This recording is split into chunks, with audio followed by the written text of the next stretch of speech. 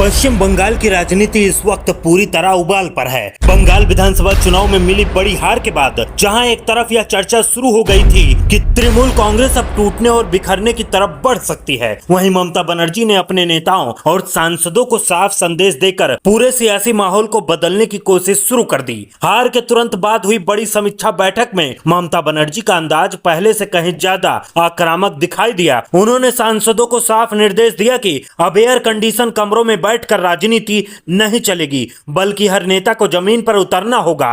बंद पड़े पार्टी दफ्तरों के ताले खोलने होंगे और जनता के बीच जाकर यह बताना होगा कि आखिर बंगाल की राजनीति में क्या हुआ। इसी बैठक के बाद सबसे ज्यादा चर्चा अगर किसी चेहरे की हो रही है तो वह है टीएमसी सांसद सयोनी घोष, जिनके बयान ने हार के बाद भी टीएमसी कार्यकर्ताओं में नया जोश भरने का काम किया। सयोनी घोष ने बेहद भावुक और आक्रामक अंदाज में कहा कि यह सिर्फ एक चुनावी हार नहीं बल्कि ममता बनर्जी को रोकने की कोशिश है। उन्होंने दावा किया कि वोटों की लूट हुई, चुनाव के दौरान दबाव बनाए गए और लोकतंत्र को कमजोर करने की कोशिश की गई, लेकिन बंगाल की जनता सब देख रही है और आने वाले 2029 के लोकसभा चुनाव और 2031 के बंगाल चुनाव में इसका जवाब जरूर देगी।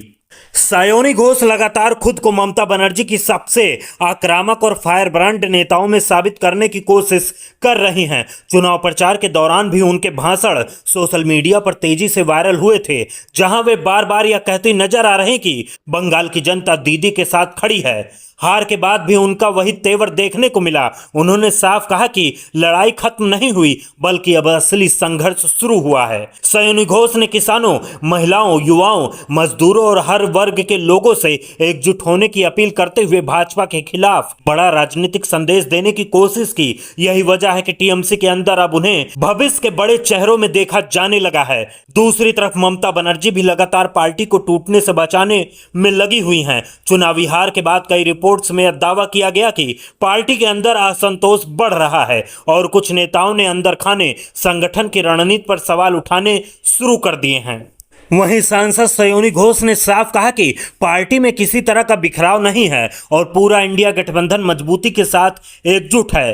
टीएमसी ने आरोप लगाया कि चुनाव के दौरान धांधली, वोटर लिस्ट विवाद, बूथों पर दबाव और कार्यकर्ताओं के साथ प्रताड़ना जैसे गंभीर आरोप लगाकर बंगाल की राजनीति को और ज्यादा गर्मा दिया है। टीएमसी लगातार वोटर लिस्ट में गड़बड़ी, ईवीएम विवाद और चुनावी प्रक्रिया पर सवाल उठा रही है। खुद ममता बनर्जी ने भी चुनावी नतीजों को लेकर सवाल खड़े किए और भाजपा पर लोकतंत्र को कमजोर करने का आरोप लगाया।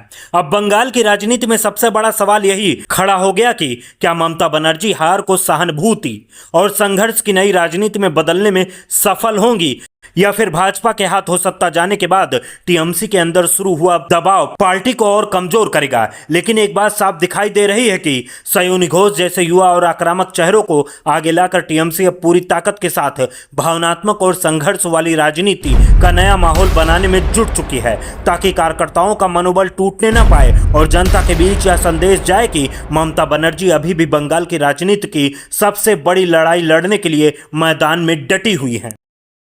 इसी बीच बंगाल की सियासत में अब एक और बड़ी चर्चा शुरू हो गई है कि क्या ममता बनर्जी आने वाले समय में विपक्षी राजनीति का फिर से बड़ा चेहरा बनने की तैयारी कर रही हैं, क्योंकि हार के बाद भी जिस तरह से टीएमसी नेताओं के बयान सामने आ रहे हैं उससे साफ दिखाई दे रहा है कि पार्टी सिर्फ बंगाल तक सीमित रहने के मूड में नहीं है। सयोनी घोष लगातार भाजपा के खिलाफ आक्रामक लाइन लेते हुए विपक्षी एकजुटता की बात कर रही हैं।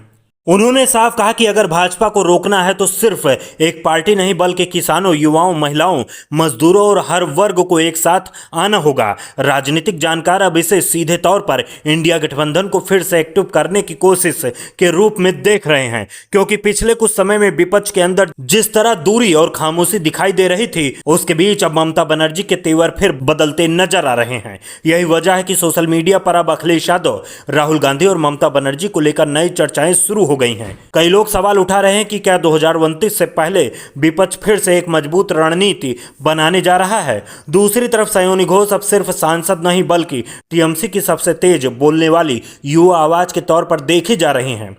टीवी और फिल्म इंडस्ट्री से राजनीति में आई सयोनी घोष ने बहुत कम समय में खुद को ममता बनर्जी के भरोसेमंद चेहरों में शामिल कर लिया है। चुनाव प्रचार से लेकर संसद और प्रेस कॉन्फ्रेंस तक उनका आक्रामक अंदाज लगातार सुर्खियों में रहता है। अब देखना सबसे दिलचस्प होगा कि क्या ममता बनर्जी सयोनी घोष जैसे युवा चेहरों के सहारे टीएमसी को फिर से नई ताकत दे पाएंगी या फिर बंगाल की यह हार आने वाले दिनों में विपक्ष की राजनीति को और ज्यादा मुश्किल में डाल देगी।